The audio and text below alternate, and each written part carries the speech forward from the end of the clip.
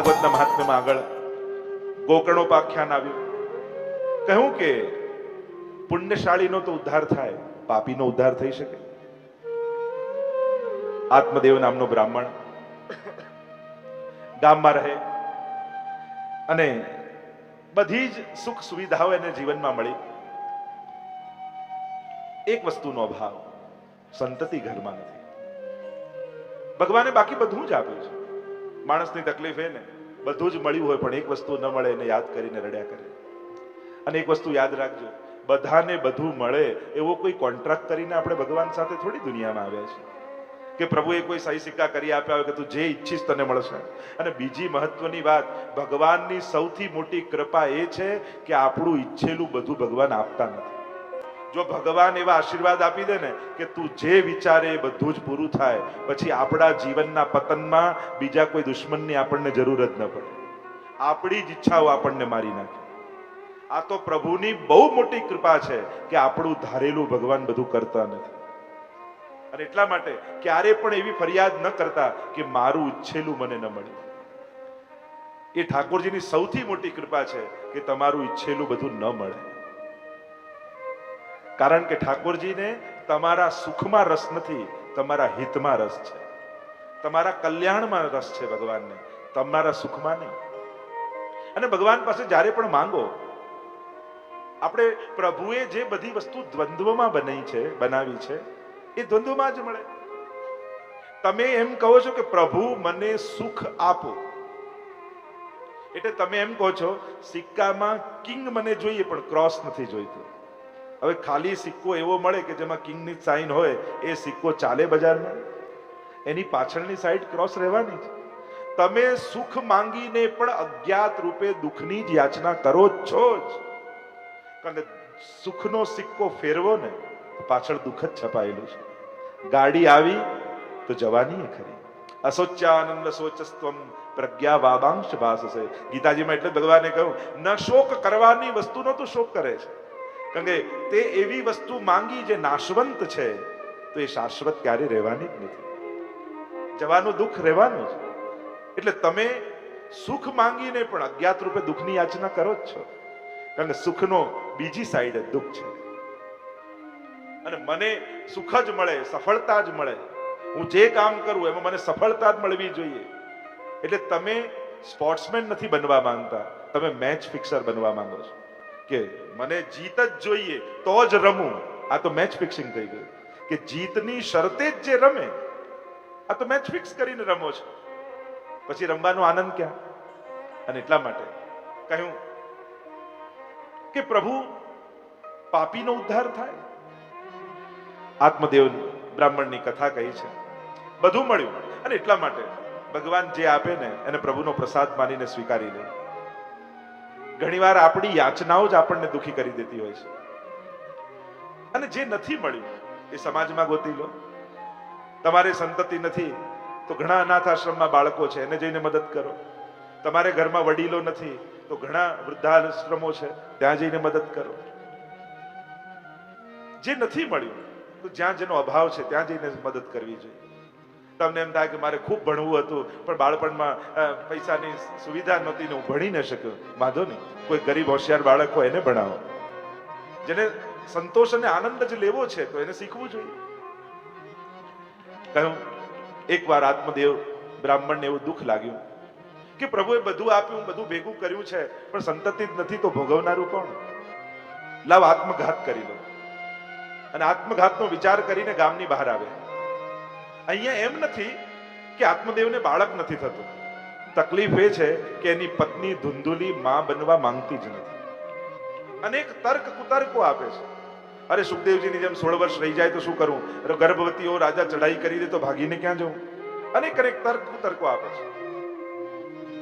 આત્મદેવને ગ્લાનિ થઈ, આવ્યા નગરની બહાર અને તળાવમાં જ્યાં કૂદવા જાય સામે એક મહાત્મા બેસેલા દેખાયા. દોડતા ગયા અને મહાત્માના ચરણોમાં પડ્યા. કૃપા કરો, આશીર્વાદ આપો, મારા ઘરે પારણું બંધાય. મહાત્માએ આંખો બંધ કરીને જોયું અને કહ્યું આત્મદેવ, આ જન્મમાં નહીં 7 જન્મ સુધી તારે કોઈ સંતતિનો યોગ નથી. અને જ્યારે આવું કહ્યું ત્યારે આત્મદેવને ખૂબ ગ્લાનિ થઈ, માથું પછાડવા લાગ્યો. થયું કે જો આપ કૃપા નહીં કરો તો અહીંયા જ માથું પછાડીને મરી જઈશ અને બ્રહ્મ હત્યાનું પાપ આપને લાગશે. આપ કૃપા કરો. જ્યારે આજીજી કરતો જોયો આત્મદેવને, હાથ જોડીમાંથી ફળ લીધું, ફળ લઈને અભિમંત્રિત કરીને આત્મદેવને આપ્યું અને કહ્યું, જા પત્નીને ખવડાવજે, ઠાકોરજી કૃપા કરશે ને તારા ઘરે પારણું બંધાશે. પ્રસન્ન થઈ ગયો આત્મદેવ. ફળ લઈને દોડતો ઘરે આવ્યો. કહેવા લાગ્યો, અરે ધુંધુલી, ઠાકોરજીની કૃપા થઈ ગઈ, તને ફળ આપ્યું છે મહાત્માએ, કહ્યું કે તું આ ફળ ખાઈશ તો આપણા ઘરે પારણું બંધાશે. ધુંધુલીએ તો ફળ લઈને માથે માર્યું. અરે ક્યાં પાછી લપ આવી. થયું કે કરવું શું? એની નાની બહેન આવી. આધ્યાત્મિક અર્થ કરો તો આત્મદેવ એટલે જીવાત્મા, ધુંધુલી એટલે દુર્બુદ્ધિ, અને દુર્બુદ્ધિ જીવાત્માને સત્સંગનું ફળ લેવા દેતી નથી. અને ન મળ્યું ફળ, જ્યારે ફળ મળ્યું ત્યારે આ દુર્બુદ્ધિની બહેન છે દુસ્સંગ. અને દુર્બુદ્ધિ અને દુસ્સંગ બંને ભેગા થાય ને પછી પતન થતું કોઈ ન રોકી શકે. કહ્યું, બહેને, જો હું ગર્ભવતી છું, તું એમ કર મારા ઘરે રહેવા આવી જાય, અને આ ફળ તારા આંગણામાં પેલી ગાય બાંધેલી છે ને એને વાછરડું થતું નથી, એને ખવડાવી દે, એટલે ખબર તો પડે કે આ કંઈક અભિમંત્રિત કર્યું છે કે એમને એમ ફળ પકડાવી દીધું છે. અને એમ કરજે, થોડા પૈસા મારા પતિને આપજે, મારે જે બાળક થશે ને તને આપી દઈશ, તું ગર્ભવતી થવાનું નાટક કરજે, ને તારે પ્રસવ પીડા પણ સહન નહીં કરવી પડે અને તને બાળક પણ મળી જશે. વાત ગમી, રેવા આવી ગઈ.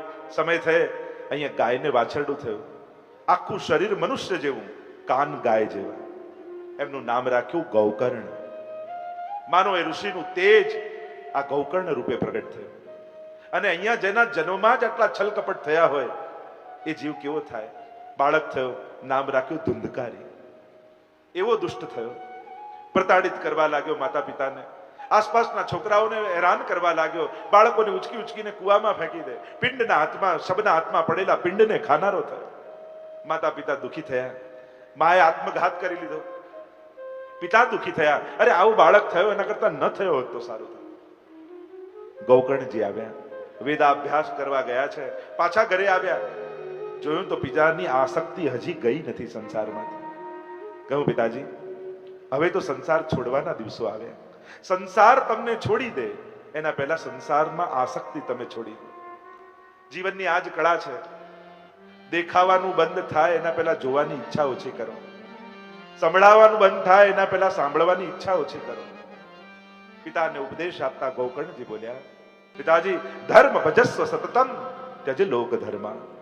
ધર્મનું ભજન કરો સતતમ, ત્યજ લોક ધર્મ. પિતાજી, આખી જિંદગી આમાં જ તો ગઈ છે. આ મારું મારું મારું કરવામાં આખી જિંદગી સમાપ્ત થઈ ગઈ. હવે તો સમય થયો. જેમ કોઈ બાજુના ઘરમાંથી બહારગામ જતું હોય તો બારી બંધ કરે, બારણા બંધ કરે, લાઈટ બંધ કરે, પંખો બંધ કરે, સમજી જઈએ કે આ બહારગામ જઈ રહ્યો છે. એમ આંખની બારી બંધ થાય, કાનની બારી બંધ થાય, બોલવાની બારી બંધ થાય, સમજી લો કે આને પણ હવે બહારગામ જવું છે, જવાનો સમય થયો છે. મૃત્યુ આવે એના પહેલા મૃત્યુની તૈયારી કરી લો. ધર્મ ભજસ્વ સતતમ ત્યજ લોક ધર્માન સેવસ્વ સાધુ પુરુષાન જહી કામ તૃષ્ણા. સાધુ પુરુષોનો સંગ કરો, કારણ કે સાધુના સંગથી લૌકિક આસક્તિઓ ઘટે છે, સંસાર આસક્તિ ઓછી થાય છે. સજ્જનોનો સંગ કરો, એવા લોકો જોડે બેસો જે તમને ભગવાન યાદ અપાવે. સત્સંગ અને દુસ્સંગની સાવ સીધી વ્યાખ્યા છે. જેને મળવાથી ભગવાન ભૂલી જવાય એ દુસ્સંગ, અને જેને મળવાથી ભગવાન યાદ આવે એ સત્સંગ. મીઠું મીઠું બોલી અને તમને સંસારમાં ખેંચી જાય એના કરતા કડવું બોલી ભગવાનમાં જોડે એ વ્યક્તિ સારો. ઘણીવાર મીઠું બોલનાર આપણને ગમે, પણ મીઠું મીઠું બોલીને ક્યાંક આપણી સંસાર આસક્તિ વધારી તો નથી રહ્યો ને. એના કરતા બે કડવા શબ્દો બોલીને પણ ભગવાનને યાદ અપાવે ને એ વ્યક્તિનો ઉપકાર ભૂલતા નહીં. જીવનમાં સાચો ઉપકારી કોણ? સાચો ઉપકારી એ છે કે જેણે આપણા હાથથી પુણ્યો કરાવ્યા છે, જેણે આપણને ભગવાનમાં પ્રેમ કરાવ્યો છે, જેણે આ ધર્મ કરવાના સંસ્કાર આપણને આપ્યા છે, એ સાચો ઉપકારી છે. અને એટલા માટે જ આપણે જ્યારે દાન આપીએ ને તો દાન લેનારને પગે લાગીએ છીએ. કેમ? કારણ કે એણે સ્વીકાર કરી આપણને દાન કરવાનો એક મોકો આપ્યો છે, એણે પુણ્ય કરવાનો મોકો આપ્યો છે આપણને. એણે જો સ્વીકાર્યું ન હોત તો આપણે પુણ્ય ક્યાં કરી શકવાનું? અને એટલા માટે તમે એને એવી વસ્તુ આપી જે અહીંયા મૂકીને જવાનો છે, પણ એણે સ્વીકાર કરી તમને પુણ્ય આપ્યા, જે આવતા જન્મમાં તમને સુખ આપવાના છે.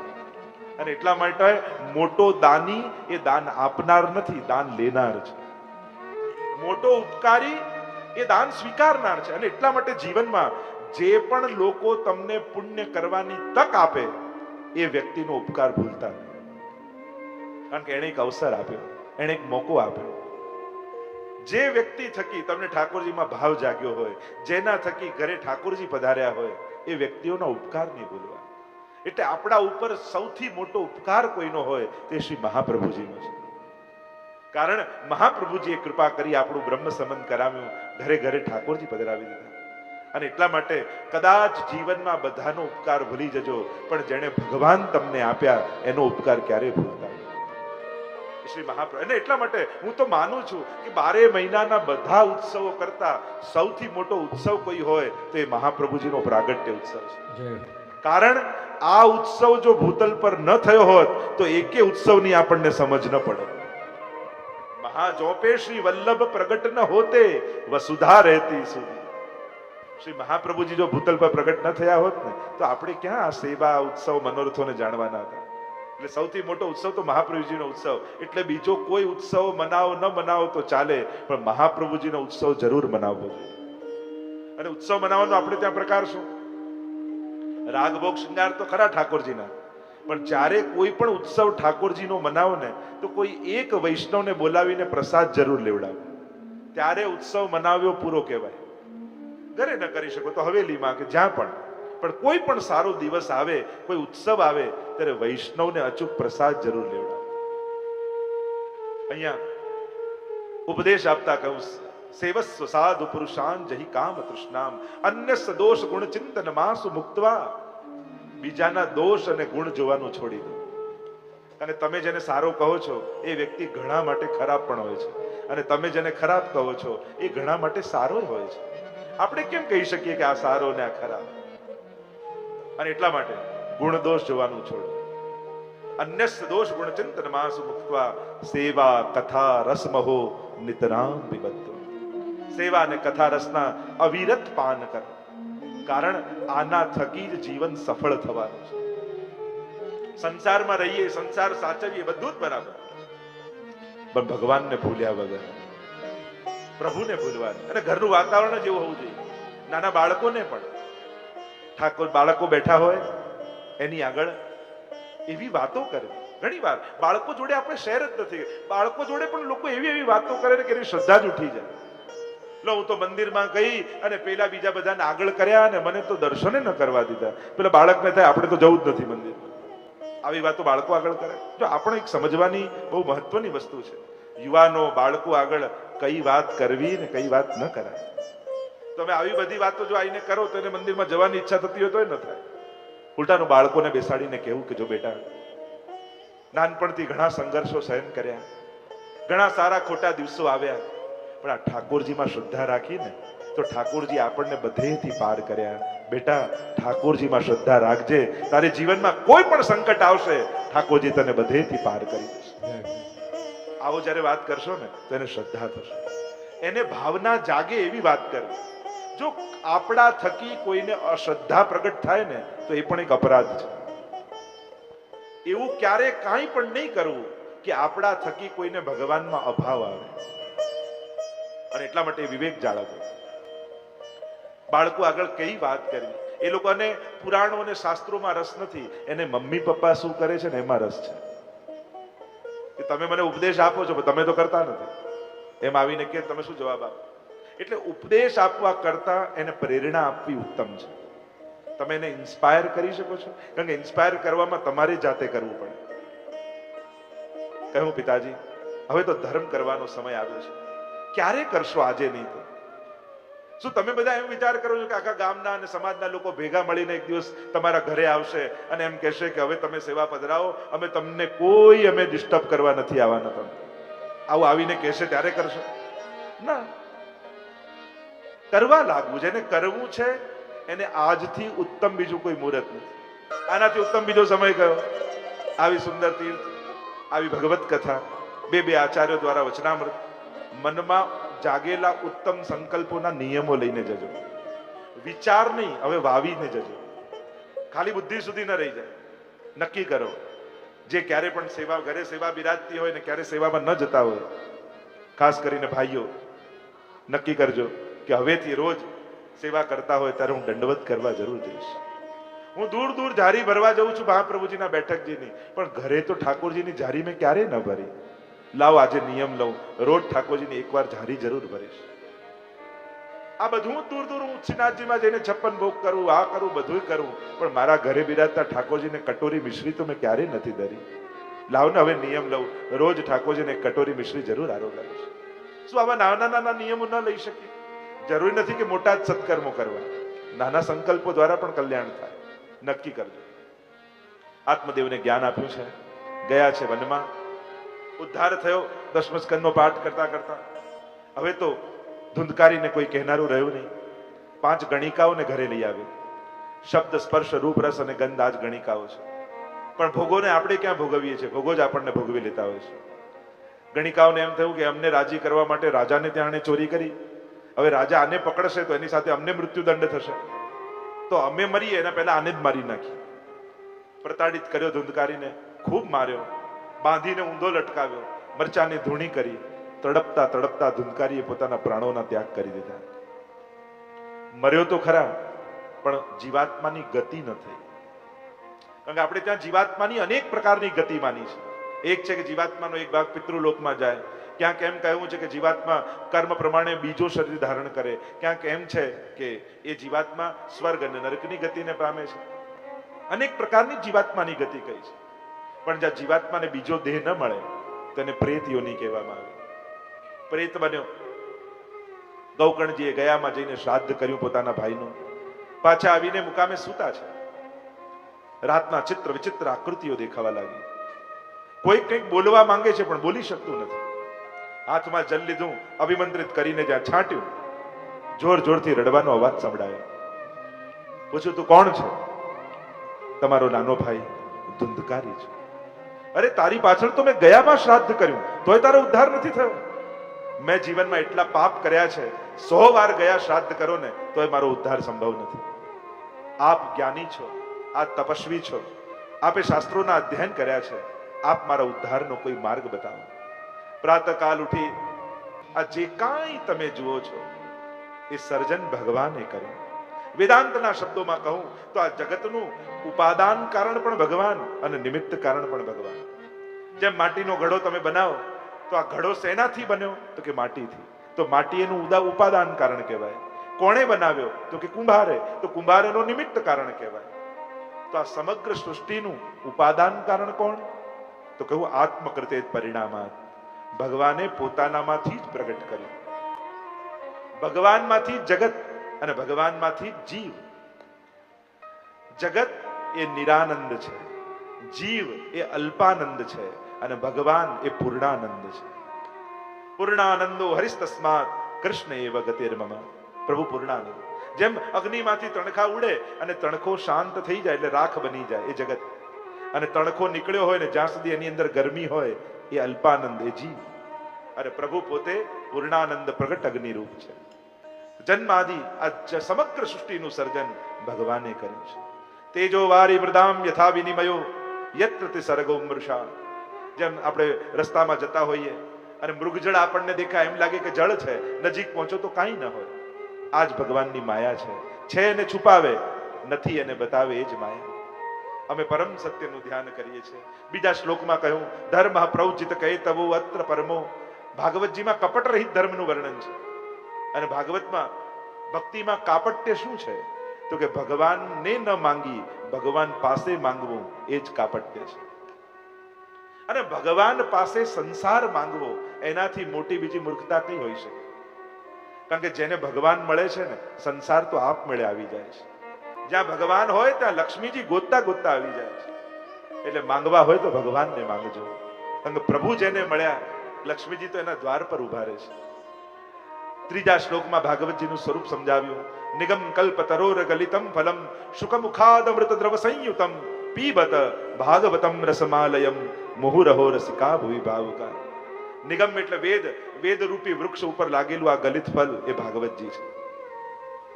એટલે કે સમસ્ત વેદોનો સાર ભાગવતજીમાં છે. વારંવાર આનું પાન કરો એમ કહ્યું. પીબત અને પીઓ. આમાં ઠળિયો નથી, છાલ નથી, કેવલ રસમય છે ફલ. આગળ નૈમિષારણ્યમાં લઈ ગયા. 1000 વર્ષ સુધી ચાલે એવો યજ્ઞ આદરીને બેઠા છે.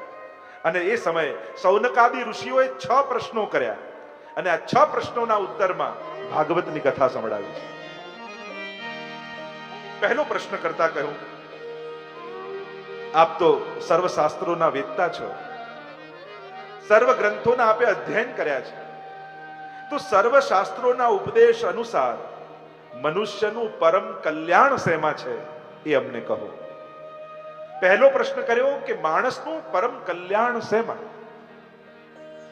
સુખ શેમાં એ તો આપણને બધાને ખબર છે, પણ આપણું હિત શેમાં છે એ આપણે નથી જાણતા. સૌથી પહેલા પૂછું, અમારું કલ્યાણ શેમાં છે? કોઈ તમને કહે કે આ તમને ગમે છે એ બધું બરાબર, પણ આમાં તમારું કલ્યાણ નથી, તમે વસ્તુ મૂકો ન મૂકી. જેમ કોઈ ડાયાબિટીસ નો પેશન્ટ હોય, એને પેંડો ખાવો ગમે, પણ ખાવામાં એનું કલ્યાણ નથી. કલ્યાણ શેમાં છે અમને જણાવો. બીજો પ્રશ્ન કર્યો, અમને સર્વ શાસ્ત્રોનો સાર સંભળાવો, જેથી અમારું અંતઃકરણ પવિત્ર થઈ જાય. શાસ્ત્રો સાંભળવાથી મન વિશુદ્ધ બને છે. કોઈના લોજિકથી ભગવાન સમજવા કરતા શાસ્ત્રોથી ભગવાનને સમજો. અત્યારના સમયમાં હિન્દુ ધર્મને સૌથી મોટું કોઈએ નુકસાન પહોંચાડ્યું હોય ને, તો આ એક વાક્ય સૌથી મોટું નુકસાન પહોંચાડ્યું કે ભગવાન તો ભાવના ભૂખ્યા, જે કરો એ ચાલે. આ વાક્ય બહુ મોટું નુકસાન પહોંચાડ્યું. આ ભાવના ભૂખ્યા કરી કરી આપણે બધું જ મૂકી દીધું. મને તો કોઈ કહે કે ભાવના ભૂખ્યા, એટલે હું તો એને તરત કહું, તને આઈને કહી ગયા હતા ભગવાન કે હું ભાવનો ભૂખ્યો? હા, તને પર્સનલી કહી જાય તો ભલે. સ્પષ્ટ ગીતાજીમાં ભગવાને કહ્યું, યહ શાસ્ત્ર વિધિ મૃત્સૃજ્ય વર્તતે કામકારત ન સિદ્ધિ વાપનોતિ ન સુખમ ન પરામ ગતિ. સીધું મન સુધી ન પહોંચી જાવ. તો ઘણા કે અમારું દિલ ચોખ્ખું છે, અમે સેવા કરવાની અમારે શું જરૂર, પાઠ કરવાની શું જરૂર, અમે કોઈનું દિલ દુભાવતા નથી, કોઈનું કંઈ ખોટું કરતા નથી, કોઈનું લેતા નથી, અમારું દિલ આટલું ચોખ્ખું, પછી અમારે ક્યાં કરવાની જરૂર? હજી તને ભગવાન પાસે જવાની ઈચ્છા નથી થતી, એ જ સાબિત કરે છે કે હજી તારું દિલ ચોખ્ખું નથી. કેમ તને ઈચ્છા ન થાય? અને તું કે છે દિલ ચોખ્ખું, પાડોશીને પૂછ તો ખબર પડે. આપણને દરેક માણસને તો એમ જ લાગે કે મારા કરતા મન ચોખ્ખું બીજા કોનું ક્યાં છે? મારું દિલ ચોખ્ખું બધાને લાગે. અહીંયા બેસેલામાં કોને એવું લાગે કે મારું મન ખરાબ? મારું ભાવના તો સારી જ છે, સાચી જ છે, દરેકને એમ લાગે. ઘણીવાર આપણી જ બુદ્ધિ આપણને ઘણીવાર છેતરી જાય છે.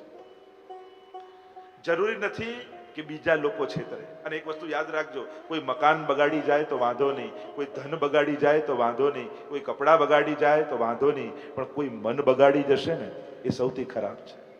અત્યારના સમયમાં કોઈ મન અને બુદ્ધિ ન બગાડી જાય એના માટે સતત સાવધાન રહેવું, કારણ કે સૌથી મોટું નુકસાન, કારણ કે બુદ્ધિ નાશાત પ્रणश्यति.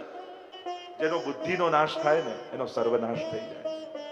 અને એટલા માટે અત્યારના સમયમાં બુદ્ધિ નથી એ તકલીફ નથી, અત્યારના સમયમાં જરૂરત કરતા વધારે બુદ્ધિ આવી ગઈ છે, એ તકલીફદાયક છે. કારણ કે હવે બીજા કોઈ નથી છેતરતા આપણને કે જેની જોડે ઝઘડવા જઈએ, હવે તો આપણી જ બુદ્ધિ આપણને છેતરે છે.